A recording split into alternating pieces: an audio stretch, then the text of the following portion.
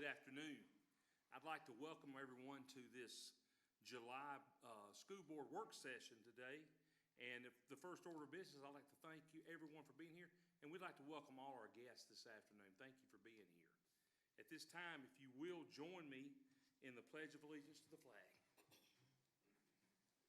I pledge allegiance to the flag of the United States of America and to the republic for which it stands, one nation, under God, indivisible, with liberty and justice for all. If you would indulge me before we get into our agenda, I would like to personally thank Micah Manor for all that she's done for our school system, and certainly for this Board of Education as she completes her service to go on to do other things. Micah, on behalf of the board and Carroll County Schools, we want to really thank you for everything that you've done and for your friendship, and so we want to take that time. Let's give her a big hand.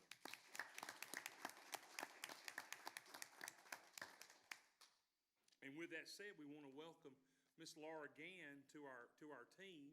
And from my understanding, she spent today, so she's fully vetted after one day with us today. Yeah.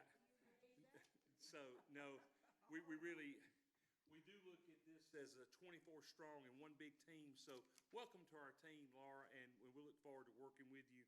And Lauren, as you'll find out, you'll be helping us a lot more than we'll be helping you. But the board appreciates what you'll be doing to help us, and welcome to the team. At this time, let's transfer to Student Achievement by Dr. Jessica Ainsworth. Thank you, Mr. Miller. Mr. Miller and members of the board, tonight I'd like to update you guys regarding curriculum and instruction. And in our department, June is one of our busiest months. So I thought it would be fitting to show you what happens behind the curtain in teaching and learning the month of June as we prepare for the next school year. Tonight I want to share a little more about our teacher tools, how we set up monitoring for student learning, additional resources, as well as professional learning. So we have a goal in our district is to create efficiencies and supports for our teachers. So creating a one-stop location for teacher resources is very important to serve our teachers. So you'll see in the slide deck, we have some sample screenshots of the website that we have with all the resources for our teacher. You can see our curriculum maps as well as our pacing guides, our blueprints, module resources, and you've heard me talk so much about our science of reading and all the supplemental resources. Now, we believe in the power of teacher voice. It'd be one thing if we as a department just sat in an office and created these documents, but it's very important in the month of June that we leverage teacher voice in our district to create these resources of what do teachers need and how are teachers helping other teachers develop these resources. We want to make sure that we're aligning those resources to the Georgia Department of Education Standards of Excellence, and those instructional resources include scope and sequence, pacing, and those questions that many teachers ask: how do I teach, when do I teach, and what resources would be helpful. You can also see in our department, we'll take the resources from the State Department and then create formative assessments. So there's calendarization of those assessments as well as screeners. How can we evaluate students formatively as well as summatively? And then screener data, as well as our school leaders. How can they take this data and make informed decisions in their school building? You'll also see in our teaching and learning resources, it's not just reading, math, language arts, science, social studies, but we partner with other departments and resources such as ESOL, our fine arts department with Neil Ruby, PE, and making sure that most of our teachers can go this place and find resources to support them in the classrooms. As you think about this resource, it's not just putting it in a website, but how can we also provide professional learning for the beginning of the school year to support our teachers to have a great start. So in partnership with our HR department this year, and Mr. Griffiths will spend a little more time discussing this with you, we revamped our teacher induction program, and teaching and learning and HR have partnered at a deeper level going into TIP. So I would invite each of our board members to stop by Villarica High School on day 2 of TIP. I think you have an agenda in front of you. We would invite you to see what does it look like to support our teachers, provide professional learning to start the school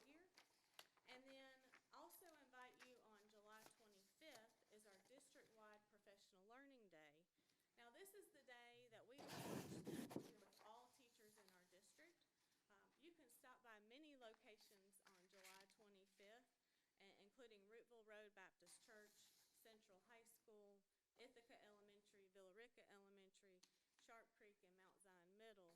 And we want you, if you'd like to stop by, come see our teachers leading other teachers to prepare for the year. And finally, in professional development, Mr. Coward has previously discussed our school advances that we had this summer. An extension of the school advances is our department working very closely with school leaders to ensure that they have a theme this year, focus priorities, and key actions, and all this is aligned to where we're going for next year. So in summary, this is just a quick overview.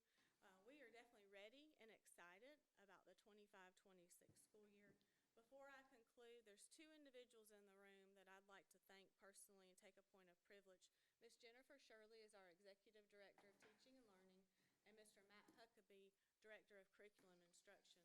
These two individuals have worked more hours in the month of June to prepare for next year and coordinate all of this behind the scenes. So thank you both for your efforts, and it will be a fantastic 25-26 school year because of what you've done. This concludes our teaching and learning update, and I'll turn it back over to you. Wow, I thought June was a time off. I guess different, right? No, any questions or comments from our board?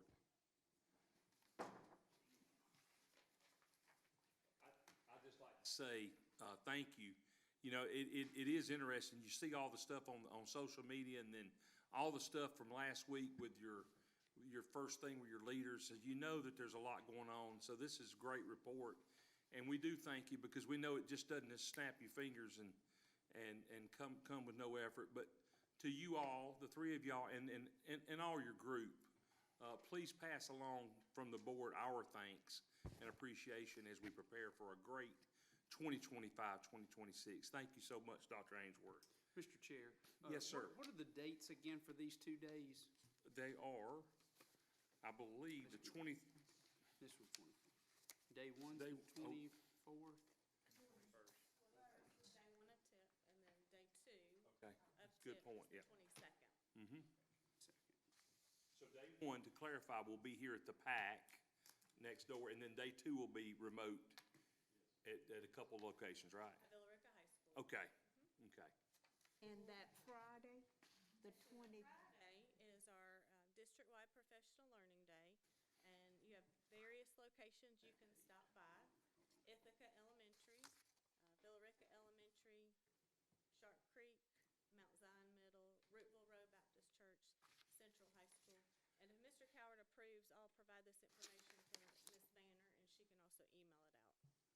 that would be great. And then on the first day would be the day that we are invited to lunch with all the cluster. That's on the 21st, if I'm correct. Great. Any other questions? Anything else for Dr. Ainsworth? If not, we will go to stakeholder engagement by Mr. Scott Coward. Okay, Mr. Chair, you referenced exactly what I want to talk about, which is our leadership kickoff that we had last week on Wednesday and Thursday. We had our 4th of July week, and we came back with a bang and jumped right in. Had over 120 of our leaders, every assistant principal, every coordinator, director, assistant superintendent, on and down the line, facilitators, instructional coaches. We're all part of the gathering. And we come together really to do 4 things. One is to finalize our preparation for the coming year as a leadership group. 2 is to spend some time learning together. And we did just that. We had some outstanding speakers. David Daniels was there, one of our local leaders. We had Mike Rutherford, who's a national leader on teaching and instruction, and John O'Connor, who's a national leader on the science of reading and literacy, were there, among others. A third piece of it, though, is to give our people an opportunity to network outside of their buildings and outside of their clusters, and to be able to connect with other people across the district. And then the last thing that we try to do is create a great opportunity for fellowship and fun. And I think you may have seen some things on social media that indicated some of the fun that we had.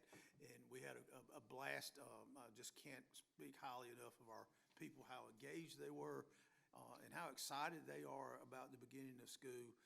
and looking to continue to elevate this year as we do what we do. But I'll be glad to answer any questions the board might have about our leadership kickoff event from last week.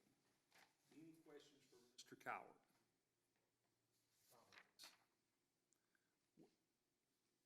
We were kind of wondering, we're having a good time, it's July. Was that an Indiana Jones hat that you had? I was hoping you might wear it here, but we could tell y'all were having fun. Let's just say that. We liked it, and, yeah. It was cowboy hat. Cowboy hat. John Wayne. Yeah, John Wayne. Wayne. Yeah, There you go. Okay. John Wayne. No, I can tell you that I heard from people from up at Villarica how exciting and energized they were. And I heard things about the materials and some of the books and the things that were provided to go along to, to really kind of pave the way that was really good. So, anybody else? All right. Well, at this point, we'll turn it over to Mr. Glenn Harding for organizational excellence. All right. Thank you, Mr. Chair. I'd like to start off my section today with the athletic update from the FY25. We do this each year, and as every year, it continues to get better and better. We talk about our 3 A's, academics, athletics, and fine arts. All 3 are extremely important for the learning of our students. And today with athletics, PowerPoint is right here. You can kind of follow along, but we had 14 region championships across our high schools. We had 3 at Bowden, 4 at Central, 3 at Mount Zion, and 4 at Villarica High School. So we continue to compete for those top spots in each of our regions at our high school level.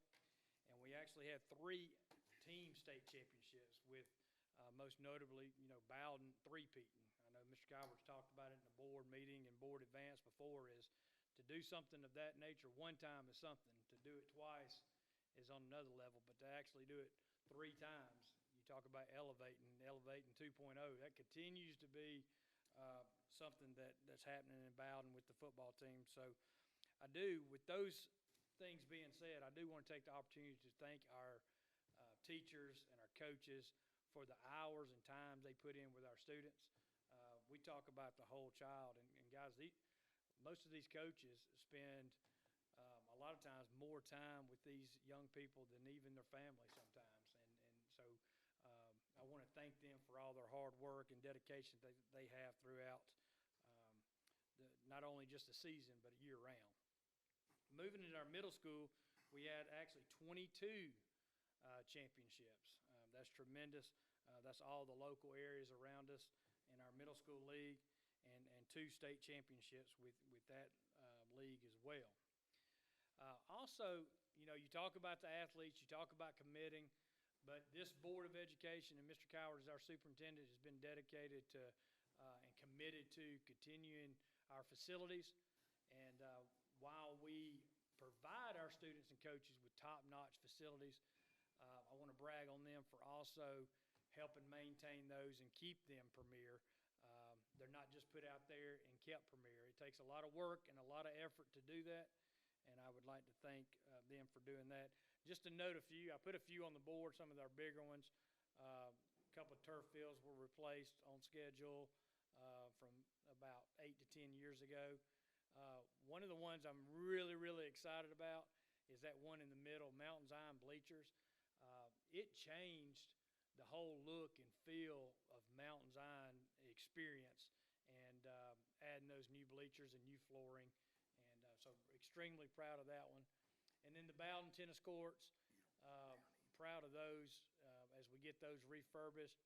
And then lastly, we were able to finish this year to make sure that all our middle schools had a batting cage that they could use when the weather didn't permit them to necessarily be on the field. So, Mr. Chair, that's my athletic update.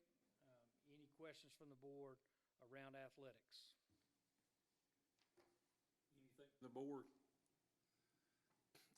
I did, I know I'm saying a lot, but Saturday, you talk about the whole child. I watched online where the Caden Prothrow, Mr. Cater, was doing his deal where he chose his college. The thing that stood out to me was the community, but then the young man. You talk about the whole child. You see a lot of these kids that commit, and he talked about his teammates, he talked about his teachers, and you could tell it was genuine that that experience and the way he was raised was really different than you see most of these kids.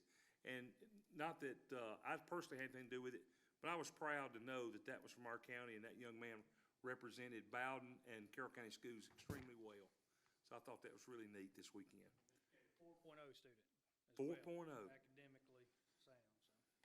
Golly, that's awesome. Any other questions for Mr. Harding on that? All right, moving right along, we'll go to facilities update.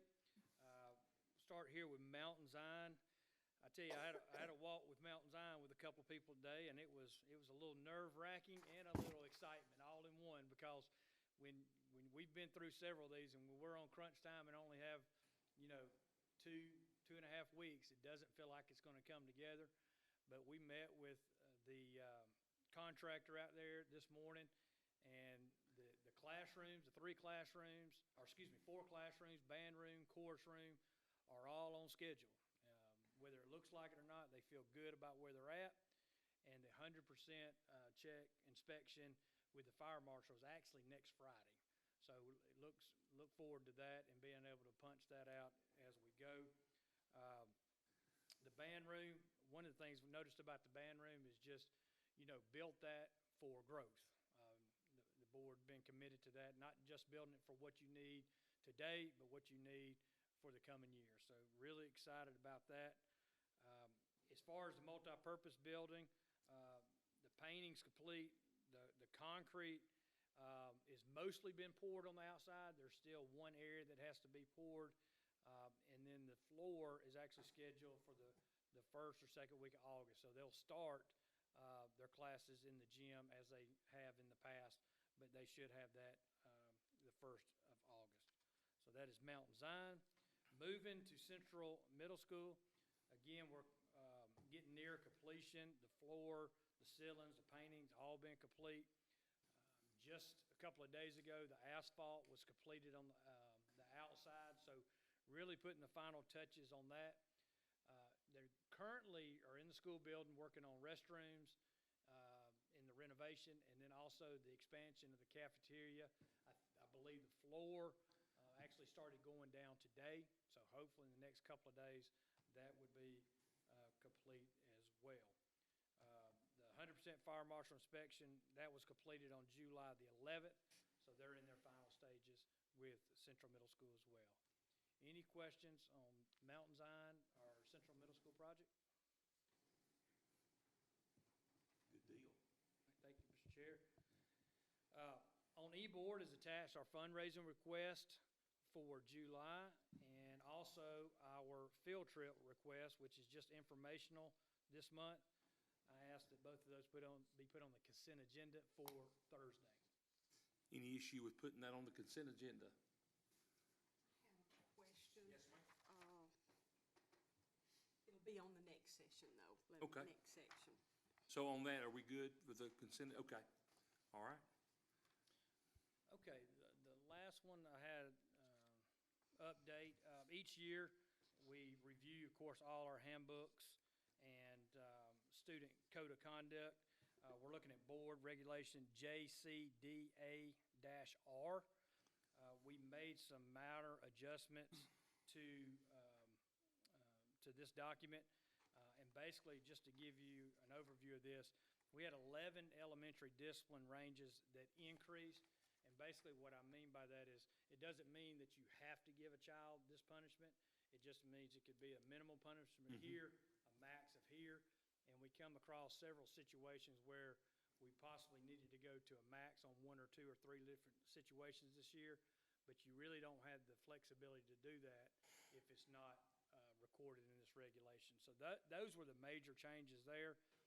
We did have one elementary discipline range that decreased, and one middle school and high school range decrease as well.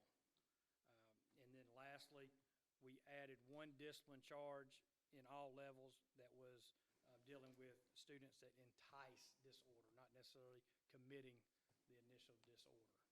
So questions on this regulation for information? I have a question. Yes, ma'am. will this document be placed in the handbooks of the high school or middle school students? Yeah, I believe this document is just online. I don't think the actual ranges is in the handbook itself. Don't you think you need to inform the parents? Especially those who do not have access to the internet and some things like that. Yes, ma'am. And the first thing they're gonna say, I didn't know that was Yes, ma'am. in the handbook. Anything else? Thank you, Dr. Brooks. Of course, all the changes are the ones that are highlighted in blue, and then some that are stricken out in red, right? Yes, ma'am. Yes, sir. Excuse me. Okay, any other questions on that? Any other questions overall for Mr. Harding? Thank you for that report, Mr. Harding. At this time, we'll turn it over to Mrs. Delene Wolf for our financial review. Thank you, Mr. Miller. I have 2 items to share. First of all is the May financial report. This report includes the month-to-date and year-to-date activity for each of the funds. I'm going to pause for just a moment and go to the bottom right-hand side of the summary. The other special revenues fund includes various federal and state grants. One thing you may have heard on the news lately is about a freeze in some federal funding for education. The district receives several federal grants. The good news is that the majority of those dollars are not affected by that freeze. I guess the challenging part of that is that there are some dollars that are impacted by that freeze. At the district, we are continuing to evaluate that and planning for various scenarios, and we're going to continue to do that as we're waiting on more information. Okay. Moving on to page 2, we have the general fund financial report. For the month of May, revenues were $13.2 million. Expenditures totaled $16.3 million. Fund balance is $46.3 million after adjustments, with $2.8 million in outstanding purchase orders. For SPLOST receipts, the total received was $1.9 million, which is a 9.1% increase versus the same month last year. Expenditures totaled $2.3 million, leaving a balance of $3.8 million for the scheduled projects. Now, we are in the period of the year where all of our SPLOST receipts are PAYGO funds. So for the next few months, each month's receipts will go into the construction account to cover the scheduled projects. I'd be happy to answer any questions on the financial report. Mr. Chair, just a quick question. You said that the majority of those dollars, talking about the federal grants and money, just out of curiosity, you said the majority of those were not affected, or didn't directly affect us, but there was some. Do you have any clue as to what percentage or where we are in balancing as far as knowing how much that is, or not necessarily exact numbers, but maybe how much in perspective? Yes, approximately, just like looking at the dollars alone, not the percentage, it's approximately 1.5 million impacted. Okay. And looking at the district's total budget, that's approximately 0.5% of the entire budget. If you look at the subsection of the budget that is federal programs, that's approximately 6% of our federal grant budget. And then if you drill down even further into the federal grants that come from the Department of Education, it's about 13% of those. Based on 13% of the 6%. So based on the the information we have this time. Those are the rough estimates. Dollar-wise, worst case scenario, that estimate is, 1.5 million. Okay. May I ask a question? Yes, ma'am. How does the numbers impact those special needs children?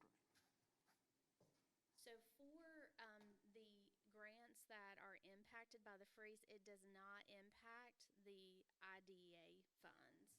So those are expected to be flat, as well as the Title I funds. Anything else? Okay. The next update I have is on the preliminary 2025 tax digest.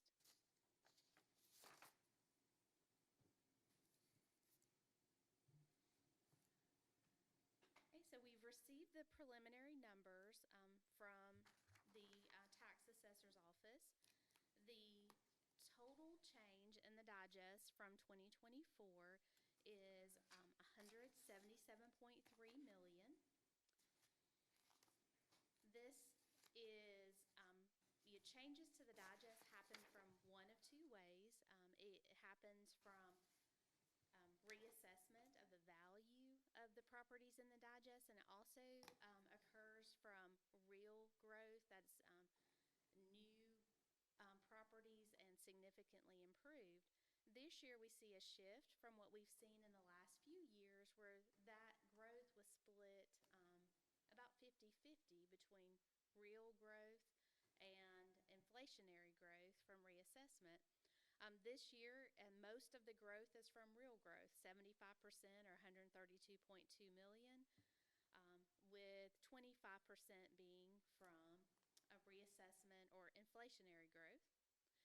The calculated rollback millage rate is 16.077 mils. That in comparison, the current millage rate is 16.259 mils. That's about a 1.12% difference between the two of those. Looking at the impact of the current millage rate versus the calculated rollback rate, if we move to the top right corner of the document, the difference per learner is between the current rate and the rollback rate is $44 per learner. Carroll County has for looking at the 2024 data, the lowest tax per learner of this surrounding similar districts. Looking at the total impact to the district's budget, the budget that was adopted, the difference between the rollback rate and the current millage rate is approximately $700,000. With the rollback rate would generate 61.5 million estimated. The current rate 62.2 million. Moving to the bottom right corner of the document, there is a relationship between what happens with the digest and what happens with the millage rate and the state funding that the district receives. As the digest increases, state funding decreases. As the millage rate decreases, state equalization funding also decreases. And considering other things that are facing the district in the financial landscape, the challenges with the federal funding, in continued employee benefit cost increases, those rates are set by the state, and then also other inflationary changes. Then to the bottom left corner of the document, and looking at the current rate versus the rollback rate, the difference for the individual taxpayer, the average homestead property value is $300,000. That average annual impact is $21 per year. Then moving to the timeline for process. So this timeline began in May when the board certified the estimated rollback rate, which was a brand-new process that began this year. Today, the board is scheduled for discussion and possible action to tentatively set the millage rate. And then that then allows for the required advertisements to take place. The district would then advertise the required 5-year history with that tentative rate, the date and time and place that the final rate would be set.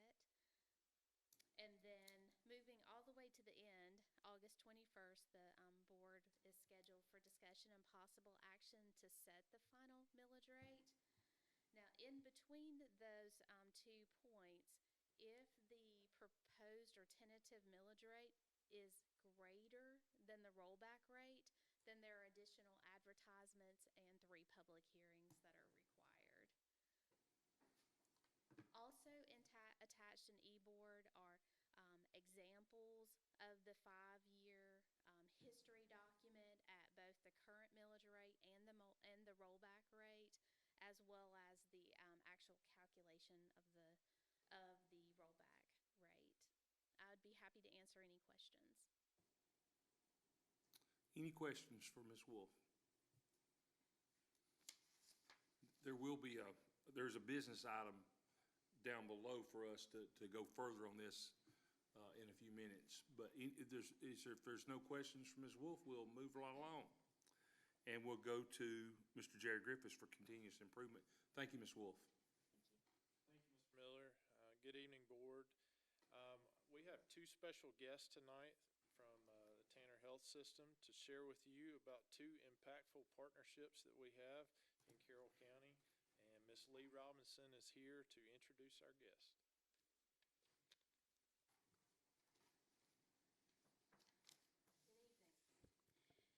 Carroll County Schools is dedicated and committed to the well-being of our students. And one effort that profoundly impacts the well-being of our students is the partnership we have with Willowbrook at Tanner. This partnership provides comprehensive school-based mental health services directly within our schools. It is designed to make critical mental health support more accessible for our students and their families. Beyond that in-school therapy, Willowbrook also provides our students with access to the broader network of services, including outpatient counseling, psychiatric services, addiction services, and even intensive support like partial hospitalization and inpatient care, ensuring a comprehensive continuum of care. We believe that this collaboration is a proactive and essential approach to address the evolving mental health needs of our students and will lead to improved student well-being in our district. To provide more specific information, I would like to introduce Kim Johnson, Director of Willowbrook Counseling Center.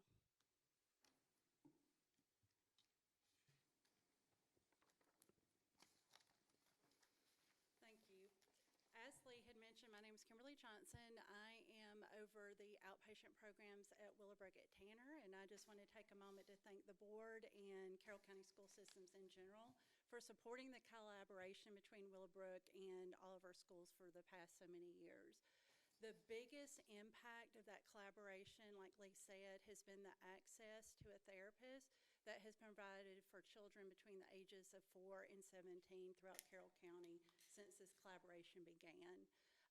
Prior to this collaboration, in order to have consistent access to a therapist, the student was really met with the barrier of transportation. So it really depended on that student having a parent or another supportive adult that had the ability to drive them to a clinic to see a therapist weekly or every other week on a consistent basis. We did provide, and we still provide, evening appointments, but as you guys know that there's only so many hours in an evening. And as we mentioned, a lot of our students are also involved in athletics, and it warmed my therapy heart to hear you guys talk about the whole health of a student, because we too believe that athletics and the other things that they receive through the school are important to their overall well-being. So allowing us to come to the student and have access to that student in the school has greatly reduced that barrier of access to a therapist. It also has prevented, which was what was ended up happening, is having students being checked out of school for appointments during the day and missing some really pivotal instructional time. So again, having the therapist being able to have access to the student in the school means that there is much less loss of instructional time, and also we having the flexibility to work around the student's schedule instead of them working around the therapist schedule in the clinic. So as far as that impact specifically for last school year, we were able to serve 399 students that were referred directly from the school system, and that resulted in 3,628 sessions provided on campus.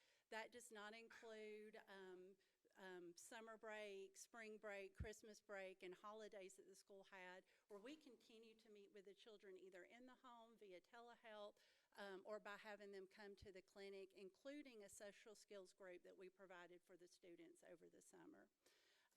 That was an increase over last year of 450 additional sessions, and that also doesn't include non-Tanner or non-Willowbrook patients that had a mental health crisis during the year that was identified by somebody at the school of one of our campuses.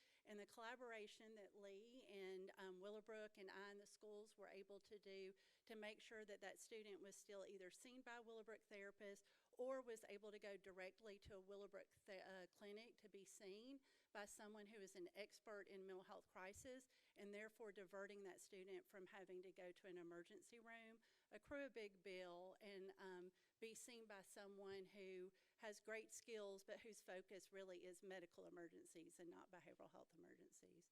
So I just want to thank you. I've got a one-pager I'm going to leave for you guys that has some of the statistics I mentioned, including a breakdown of the students seen by age group as well as cluster. Thank you. So much. Do we have any comments or questions from the board? I have one. Yes, Mr. ma'am. Chair. Oh, well, in fact, I have two.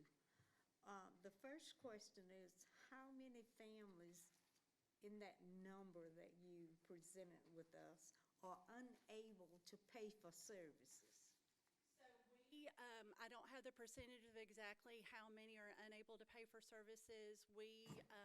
When families do have insurance, of course, we bill through their insurance for them to be able to see.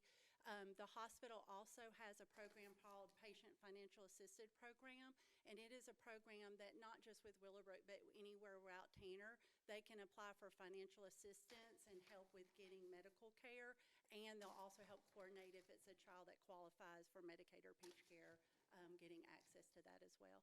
Okay, my next question is, will the cuts from Medicaid or care impact the services that you might? So it's a little premature for us to know that definitively. It's also a little bit over my pay grade to know what's coming down the pike. So I have not been dealing with that directly, but you know, I have no doubt it'll have some impact on our students. Thank you, Dr. Brooks. Others? I will tell you that you guys, you ladies, are game changers. You know, as I sit here and think about all the children that you see, not only you're changing lives, but as I think about mental health, you're saving lives. And, you know, literally, the impact will probably never truly be known, but we want to commend you for the great work, and we're excited about this partnership continuing. So thank you so much. Thank you. Another partnership I want to talk about is our Employee Assistance Program. To support the health and well-being of employees and their families, Carroll County Schools provides a free and confidential EAP, Employee Assistance Program, through Tanner Health System. Employees can use the EAP voluntarily, or it can be mandated through HR due to performance issues or concerns. The EAP addresses a variety of issues from mental health concerns, stress, depression, anxiety, anger, grief, to relationship and work-related problems. Now I want to introduce to you Rachel Walker, manager of Tanner's Employee Assistance Program. She will share more details and present data from the 24-25 school year.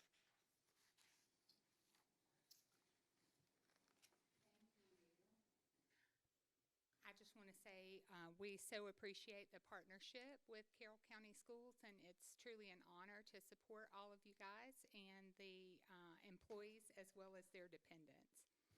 I've given you guys a folder, and in one side there is the utilization report from the last academic year, and then there's this PowerPoint slide printout with just a few quick points to help with understanding the utilization.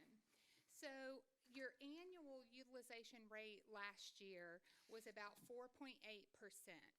And sometimes when people hear, well, 4.8%, that sounds low. Maybe there should be like 50 or 60% of people participating in the EAP. So I think it's really helpful to situate and contextualize that number within sort of the industry standard. So for EAPs that are partner organizations, so vendor EAPs that are not a part of the organization that they are serving, the industry standard range is usually between 3 and 5%. I've heard complaints from organizations where they have what I call a 1-800 vendor EAP that's not local, and they're struggling to even get 2% of utilization. So when you view you guys' utilization within that lens of 3 to 5%, you're at the upper end of that. So I think that's great. And you'll notice in the utilization report that it has increased over time. There's a little bit of a drop from the year prior, but it has overall increased ever since we've been able to come and be a part of the schools and be a part of talking about EAP and available fully to the staff and their dependents. So what contributes to utilization when it comes to what would cause an employee to reach out to EAP versus holding that in or going somewhere else or not reaching out for help at all? And we find that awareness and promotion of the EAP is the #1 contributor. The more that you can talk about EAP, the more that you can make sure that employees know. In fact, there are studies from prisoner of war times that actually being aware of resilience supports contributes to resilience even when that person doesn't use it. So every time that there is mention of EAP, that employees are aware that they have that support, it makes a difference in their everyday resilience because they know something's available even if they're not reaching out. And HR and Lee has done a wonderful job of constantly sending out reminders, making sure that anytime there's an opportunity for us to be a part of an event, for us to get in front of employees and humanize, put a face to EAP, to make people more comfortable reaching out, we've been able to do that. So that's been wonderful. We created a link this past academic year to provide principals with a way to directly request services from EAP. So several principals did reach out to schedule for us to come out for staff support days or to talk about certain topics in their school or to help their teams. So that has also been good. And most recently for the kickoff for this year, which we have tended to participate in every leadership kickoff and tip since we've been involved, leaders were encouraged to generate ideas moving forward for raising awareness of EAP. So we hope that it's going to continue to increase you guys' utilization and keep that strong as a support and a contributor for well-being and resilience. Another thing that contributes is stigma reduction. We know that a lot of times people have a stigma around reaching out for mental health support, and some of the ways that we try to combat stigma are by offering low stakes, so to speak, low stakes entry points into EAP. So if we promote, for example, career counseling, you can come and talk to us about your career goals, burnout, job satisfaction, movement within the district, things like that, that is a part of workplace mental well-being, right? when we feel connected to our jobs, when we feel connected to our plan for the future, it's a part of our own mental well-being. And also, it's easy to say, yeah, I'm going to talk to somebody about my career goals. So it creates sort of a low-stakes entry. We offer well visits that are kind of like checkups for preventative health screenings that you can come in and talk about your work-life balance. Even if there's nothing going on, there's no distress, you can reach out and participate in a well visit. We also offer case management services to help employees get connected with elder care resources in the community or financial resources if they need support or if a qualifying dependent needs support. Accessibility is another issue, so we offer virtual services. We have opened a Villa Rica office. Carroll County Schools employees have access to open access drop-in hours 3 times a week, and we've created a QR code to link them, directly to a way to request services without having to pick up the phone. Also, leadership support.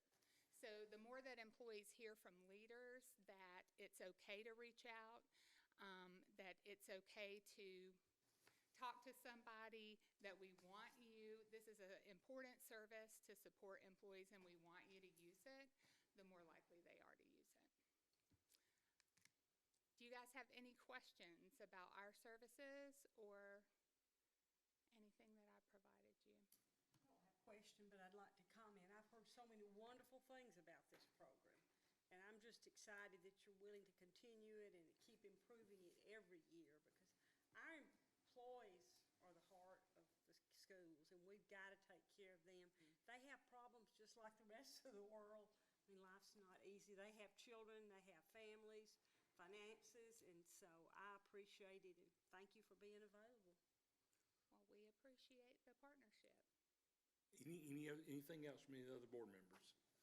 Thank you so much.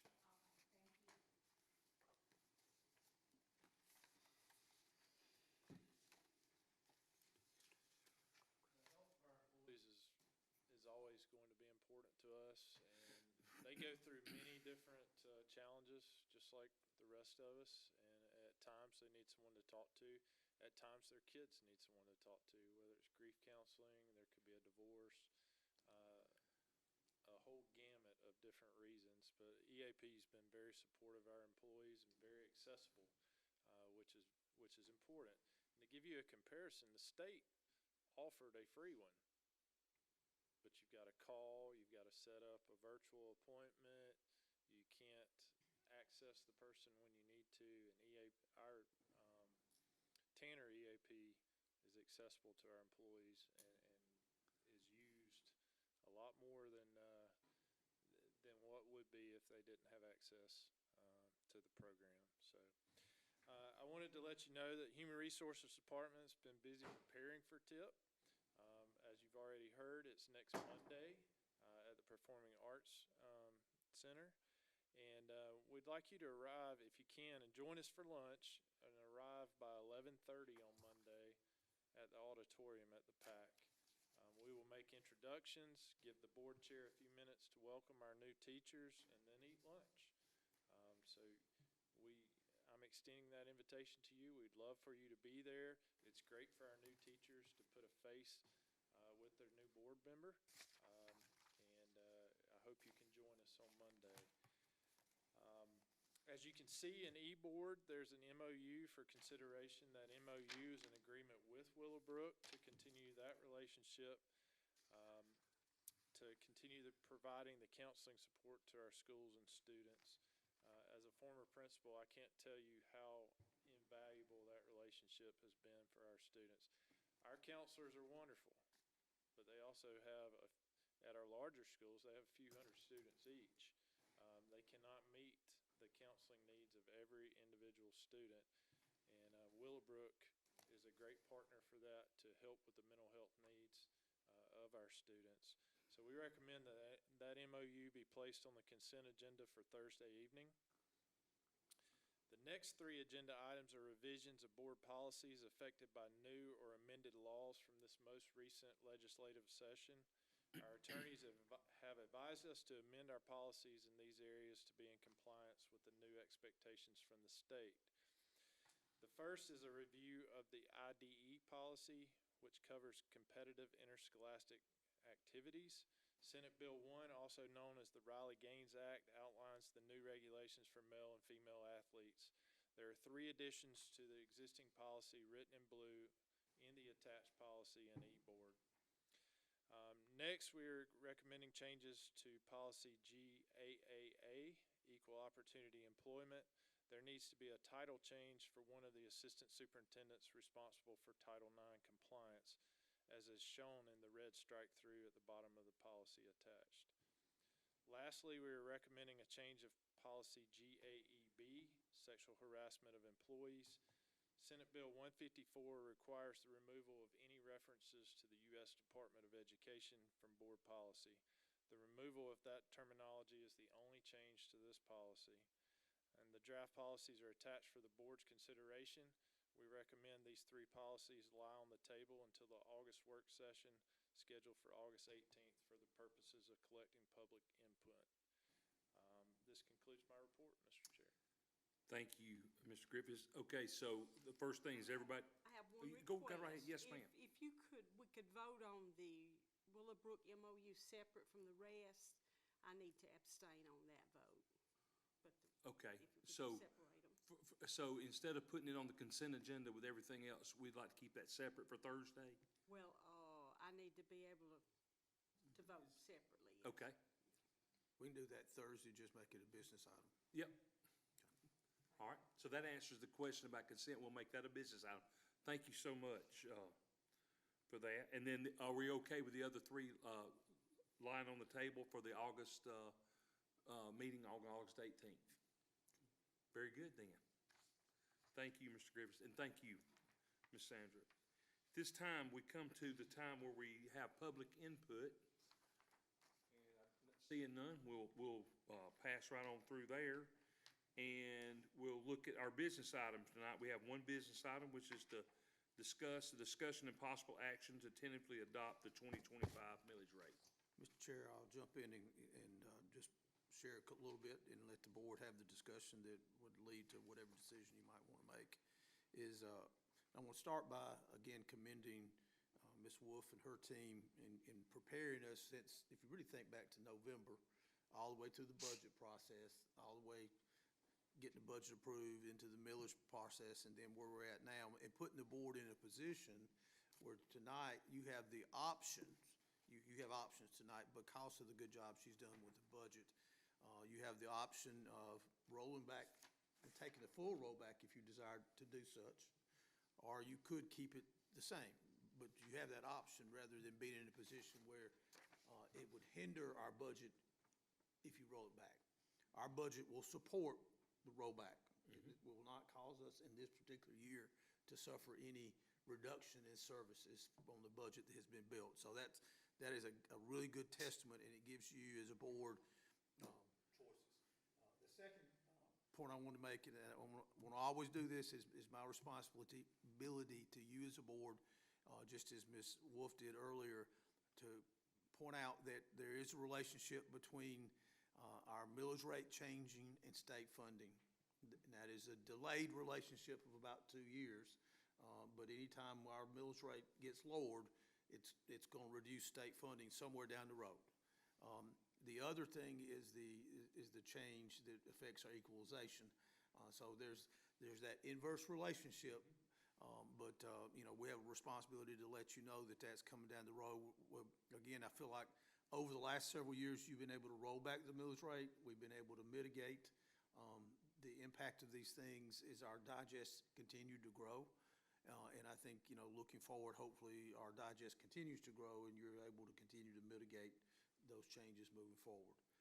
With that said, Mr. Chair, Ms. Wolf and I will be available for any questions or any discussions the board may want to have. But what we need for the board to do tonight is to set a tentative millage rate. And remember, once you set the tentative, you cannot go up. You can only go down once you set the tentative millage rate. And if you would clarify the tentative, the reason it's tentative is because it has to be advertised regardless for a certain amount of time. Yes. The state requires us to publish the 5-year digest and meet certain advertising requirements, which precipitate that timeline that she showed you earlier, yes. So what we'll be approving is a tentative, you'll come back in August and approve a final. Okay. And as she said, if tonight you approve the rollback rate as your tentative, then we're not required to have any public hearings. Before we get started, is there any questions for Mr. Coward on what we're looking to do? Repeat what you just said. If you tonight adopt the rollback rate as the tentative millage rate, we will not have to have any public hearings. Because there's no tax increase, but for such. Right. Is that correct? Correct. Okay. All right, at this time, I would like to invite any discussion or potential motions for the board on this action. I make a motion to adopt the full rollback as our tentative rate. Okay, we have a motion. Do we have a second? I'll second. We have a motion and a second. Before we take a vote, do we have any discussion prior to taking a vote on this motion? Mr. Chair, I'd like to say that I'm very grateful as a board member to see, our attention to the conservative approach, being able to take the full rollback. I'd love to see us be able to get that passed tonight and us be able to put this to rest and show, our community that we have worked hard to get it to this place. And so I'm very grateful for Mr. Lean and also Mr. Cowart for working hard to give us something that allows us that ability. So I'd like to see, I'd hope that the board would agree to make that happen tonight and make this impact on our taxpayers within the community. Thank you, Mr. Turner. Any other discussion or comments? I'd just like to say that I too agree with Mr. Turner. I'm just thankful that we have this opportunity that we can help our property owners in this way and still provide our students the education that we need to. And that is a lot of thanks to. Thank you. Thank you, Ms. Knight. Appreciate you. Thank you, Dr. Brooks. Okay, anything else? So we have a motion, we have a second. I would ask that all those in favor, please let it known by raising your right hand. And that appears to be everyone, so that means there's no opposed, and that motion carries 6-0. Okay. At this time, thank you, board. At this time, I would like to, wait a minute, thank you, the board, and thank you, Mr. Lean and everybody for the hard work and the linkage there. At this time, I'd like to look at us to review the agenda for the July 17th, 2025 board meeting. Ms. Maynard, we had one addition with moving the Willowbrook MOU to a business item rather than a consent item. All right. With that said, we'll move on. We don't have to take any action on that now. So at this point, I would like to make a recommendation that the board meet in executive session to discuss the future acquisition of real estate, safety and security, personnel pending or threatened litigation, and recommendations that are exempt from disclosure under the Open Records Act. I'll make that motion. We have a motion. I'll second. We have a motion and a second. All those in favor, raise your right hand. And that's everyone. Do we do that in here? Mr. Chair, I think we can. Okay, if we could just, if we stop the feed for a moment, we'll meet right in here.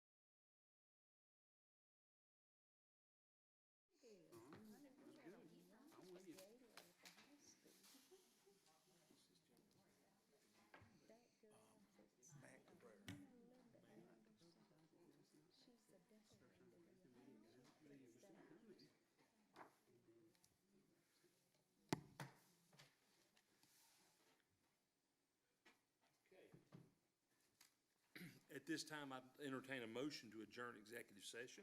I'll make that. Motion and a second. All those in favor, raise your right hand. At this time, I would like to make a recommendation that the board approve the personnel actions as presented by the superintendent. I'll second that. We have a, I'll make that motion. we have a motion and a second. All those in favor, raise your right hand. And that's unanimous. Is there any other business to be brought before the board this evening? I'd like to make a motion to approve the request for the easement with Midway Church. We have a motion Attached. and a second. Okay, is there any discussion? If not, I'd like to entertain a vote on that. All those in favor, raise your right hand. And that's unanimous. Okay, is there any other business to be brought before the board? Then I'll entertain board member comments at this time. Mr. Chair, I would like to make a couple reminders to the board. Thursday night, we will not be at TAPAC. We will be in here Thursday night at 6:30. There's another thing scheduled at TAPAC. Earlier, we reminded you about TIP Monday for lunch.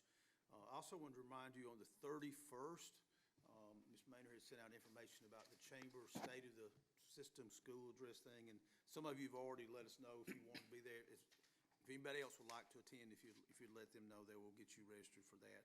And also, finally, the Safety Summit is this Thursday, and I know some of you said you plan to attend. That starts at 7:30 for breakfast, right?